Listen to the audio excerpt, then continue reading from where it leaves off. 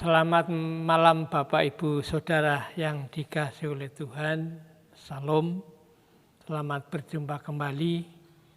Mari Bapak Ibu sebelum kita membaca firman Tuhan, kita menghadap Tuhan dalam doa. Tuhan Yesus yang di surga, kami mengucap syukur seharian penuh Tuhan memberkati keluarga kami.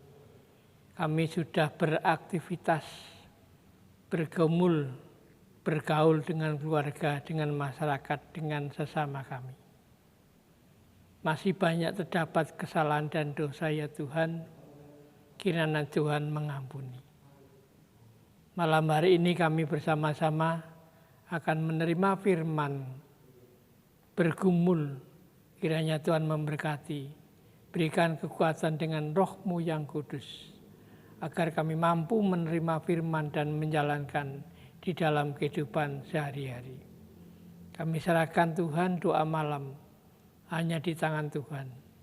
Di dalam nama Tuhan Yesus Kristus, doa ini kami panjatkan. Amin. Bapak Ibu Saudara yang dikasihi oleh Tuhan, bacaan pada malam hari ini diambil dari Injil Matius pasal 4 ayat 1 sampai dengan ayat 11.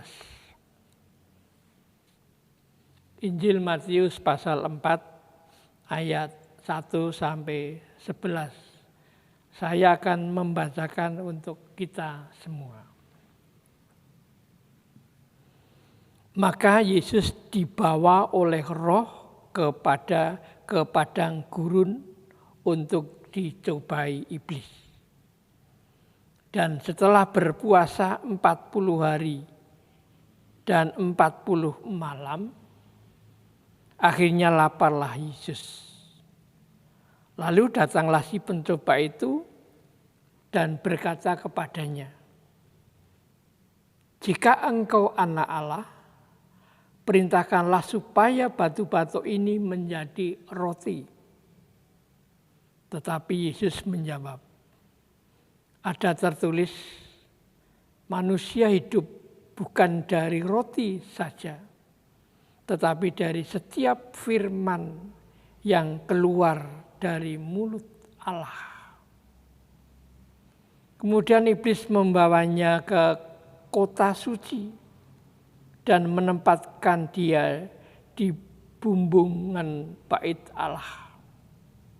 Lalu berkata kepadanya, "Jika engkau anak Allah, jatuhkanlah dirimu ke bawah. Sebab ada tertulis, mengenai engkau ia akan memerintahkan malaikat-malaikatnya dan mereka akan menatang engkau di atas tangannya, supaya kakimu jangan terantuk kepada batu." Yesus berkata kepadanya, "Ada pula tertulis, janganlah engkau mencobai Tuhan Allahmu." Dan iblis membawanya pula ke atas gunung yang sangat tinggi dan memperlihatkan kepadanya semua kerajaan dunia dengan kemegahannya. Dan berkata kepadanya, "Semua itu akan kuberikan kepadamu jika engkau sujud menyembah aku." Maka berkatalah Yesus kepadanya, "Enyalah iblis, sebab ada tertulis, engkau harus menyembah Tuhan sajalah engkau berbakti." Lalu iblis meninggalkan dia dan lihatlah malaikat-malaikat datang melayani Yesus. Sampai di sini pembacaan firman Tuhan. Yang berbahagialah mereka yang mendengarkan firman Tuhan dan melakukan di dalam kehidupan sehari-hari. Bapak Ibu yang dikasihi oleh Tuhan, bacaan dari Injil Matius pasal 4 ayat 1 sampai 11 diberi tema berserah kepada Tuhan dalam menghadapi pencobaan. Berserah kepada Tuhan dalam menghadapi pencobaan. Bacaan Injil Matius pasal 4 ayat 1 sampai dengan 11 bercerita tentang pencobaan Yesus di padang gurun. Mengawali pelayanan yang akan dijalani oleh Tuhan Yesus, dia berpuasa 40 hari 40 malam. Injil Matius mencatat akhirnya laparlah Yesus. Ada 3 cobaan yang dihadapi Yesus sebagai manusia. Yang pertama adalah tentang makanan.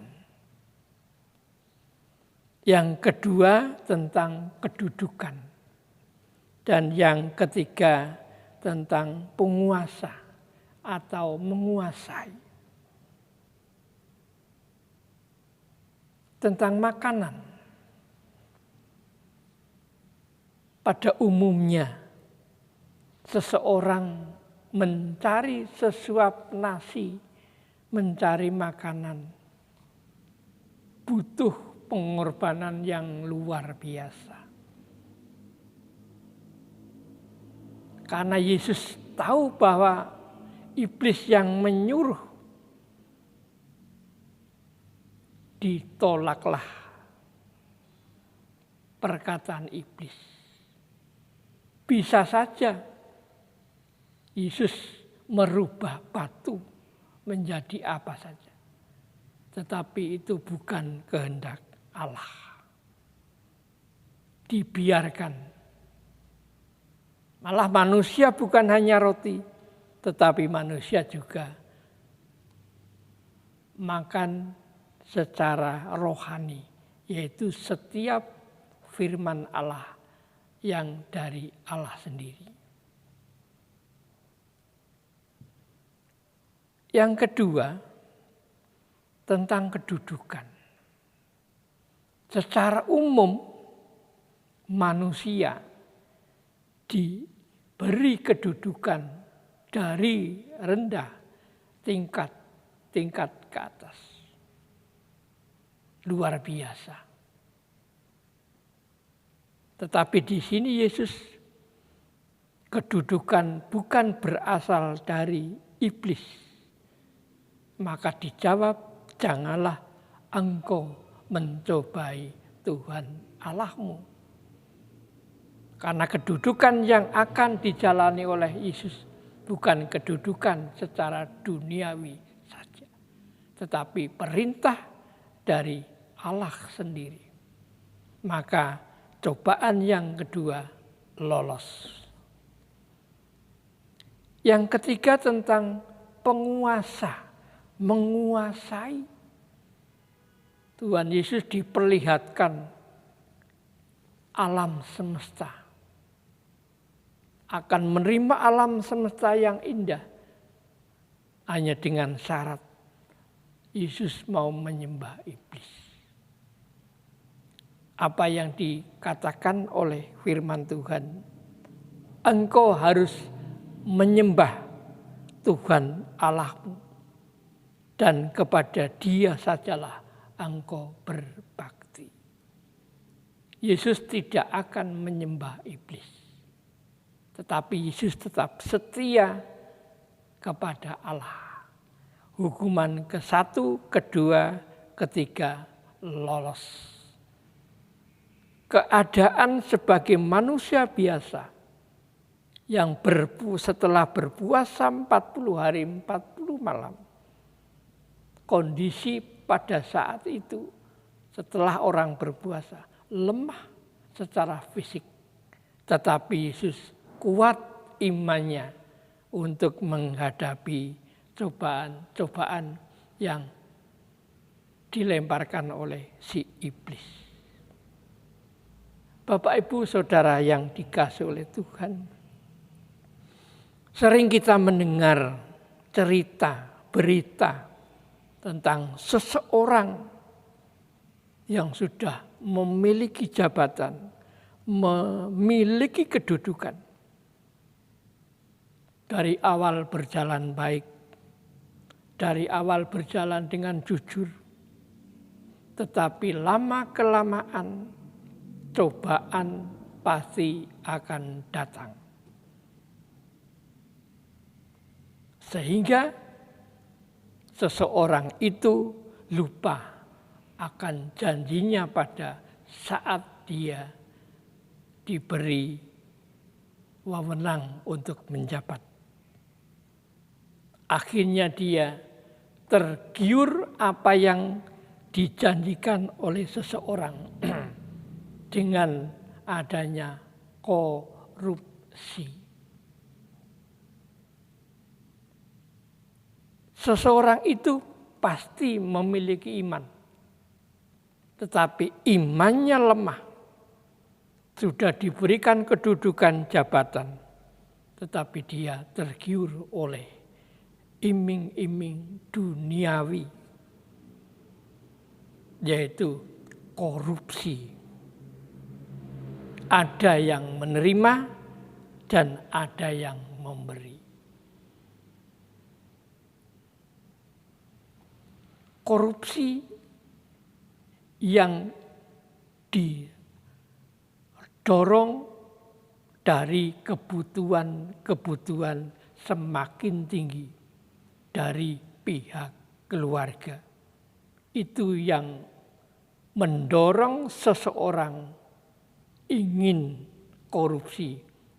Dari mulai sedikit akhirnya banyak. Iman sudah tidak dipakai lagi untuk menghadapi korupsi. Apakah seorang yang korup akan tetap hidup bahagia, hidup tentram, hidup harmonis? Tetapi kalau sudah waktunya, pasti akan terungkap. Lalu mau apa kalau sudah terungkap? Hancurlah kehidupan orang itu. Hancurlah keluarga itu. Tidak punya pengharapan lagi. Itulah kehidupan dalam hidup. Tetapi jemaat Tuhan yang dikasihi, kita hidup berserah kepada Tuhan di dalam menghadapi cobaan. Berserah bukan hanya duduk manis, tetapi berserah dengan memegang iman yang teguh. Sehingga kita tidak tergoyah oleh cobaan-cobaan dari iblis. 3 cobaan itulah Injil Matius yang menggambarkan kehidupan manusia di dunia ini yang memiliki kedudukan jabatan yang tinggi. Bisa kita hitung orang yang jujur dan orang yang tidak jujur. Apakah seorang Kristen ada yang menjadi pejabat juga korup? Kalau Bapak Ibu mendengar, Bapak Ibu telah melihat, ya kita berdoa. Jangan dicontoh hal itu. Itu imannya sudah mulai goyang. Karena Yesus sudah ditinggalkan. Iman Yesus sudah ditinggal. Tetapi ada yang berdiri kokoh, seorang Kristen.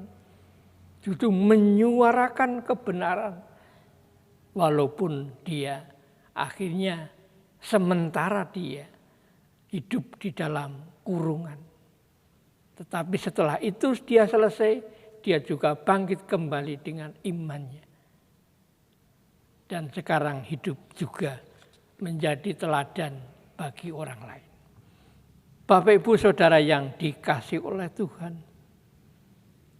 pekerjaan apapun yang dilakukan, sekecil pun yang dilakukan dengan jujur, dengan benar, akan mendatangkan berkat dari Tuhan. Dibandingkan kita memperoleh kekayaan yang tidak benar, sehingga nanti akan menghancurkan hidupnya sendiri. Dan selalu berserah kepada Tuhan dalam menghadapi cobaan. Dan beralaskan firman Tuhan. Demikian Bapak Ibu Saudara, renungan pada malam hari ini. Kita menghadap Tuhan dalam doa. Terima kasih Tuhan Yesus. Injil Matius pasal 4 ayat 1 sampai 10 memberikan pelajaran kepada kami. Seperti Yesus yang telah dicoba oleh iblis dan yang telah lulus dari cobaan. Kiranya menjadi kekuatan bagi kami, jemaat Tuhan, untuk dapat memperoleh berkat dari Tuhan. Belajar dari teladan Yesus itulah yang harus kita teladani menjadi sosok jemaat Tuhan, di mana kita mempunyai kedudukan jabatan, harus memiliki iman yang kuat, iman yang teguh di dalam kehidupan sehari-hari.